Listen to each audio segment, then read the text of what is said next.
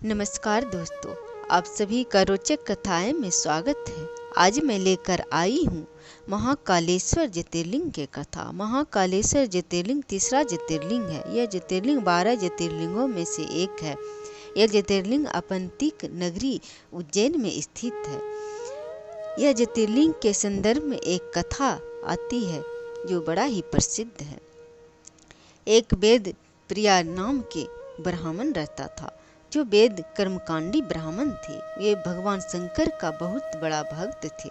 वे अपने घर में पार्थिव शिवलिंग बनाकर पूजा अर्चना किया करते थे और अग्नि प्रज्वलित कर हवन करते थे। हमेशा भगवान के ध्यान में लीन रहते थे। उस ब्राह्मण को 4 पुत्र थे। पुत्र का नाम था देवप्रिया, संस्कृत प्रिया, मेघा, सुवीर्त। चारों पुत्र पिता के समान वेद शास्त्र के ज्ञाता थे और विद्वान थे।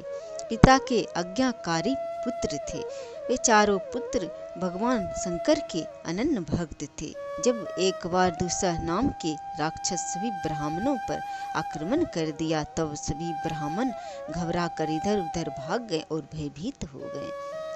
तब इस चारों भाइयों ने उस राक्षस का सामना कर रहे थे और उस राक्षस ने बड़ा ही विशाल था और शक्तिशाली था। सभी ब्राह्मणों को पीड़ा पहुंचाते थे। सभी ब्राह्मणों को पूजा अर्चना हवन करने में बाधा डालते थे और सारा संसार में बड़ा ही सब मनुष्यों को कष्ट पहुंचा रहा था।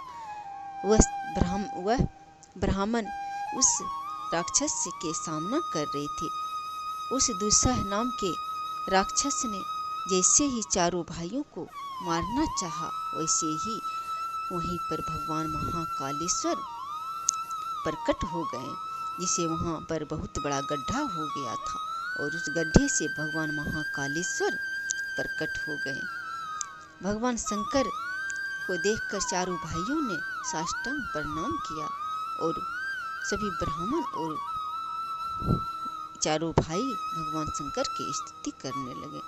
तब भगवान शंकर ने हुंकार मात्र से दुस्सह नाम के राक्षस को राख का ढेर बना दिया और हुंकार मात्र से ही दुस्सह नाम के राक्षस जलकर भस्म हो गए और सारा सेना को भगवान शंकर ने क्षण भर में वध कर दिया।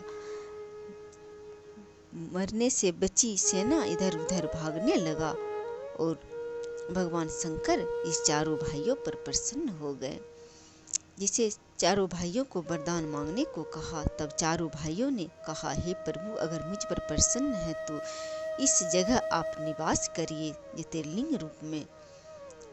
तब भगवान शंकर ने वहीं पर महाकालेश्वर के रूप में वहीं ज्योतिर्लिंग रूप में निवास करने लगे, जिसे जहाँ पर गड्ढा हुआ था वहीं पर भगवान महाकालेश्वर आज तक निवास कर रहे हैं और वहीं पर स्थापित हैं। महाकालेश्वर ज्योतिर्लिंग 12 ज्योतिर्लिंगों में से एक है। यह ज्योतिर्लिंग के दर्शन मात्र से मनुष्य का कल्याण होता है और मनुष्य का सब ग्रह दोष सभी से मुक्ति पा लेता है और समस्त कामना पूर्ण होता है। चारों भाइयों को भगवान शंकर ने मोक्ष प्रदान करके अंतर ध्यान हो गए और यह ज्योतिर्लिंग दक्षिण मुखी है। यह ज्योतिर्लिंग का पूजा अर्चना जरूर करना चाहिए। यह ज्योतिर्लिंग सावन महीना में यह ज्योतिर्लिंग का दर्शन करने के लिए दूर दूर से श्रद्धालु यहाँ पर आते हैं और यहाँ बहुत बड़ा मेला लग जाते हैं और सभी मनुष्य भगवान महाकालेश्वर के दर्शन करके अंत में मोक्ष को प्राप्त करते हैं। यह ज्योतिर्लिंग की कथा अच्छा लगा हो तो लाइक और शेयर करें। जय श्री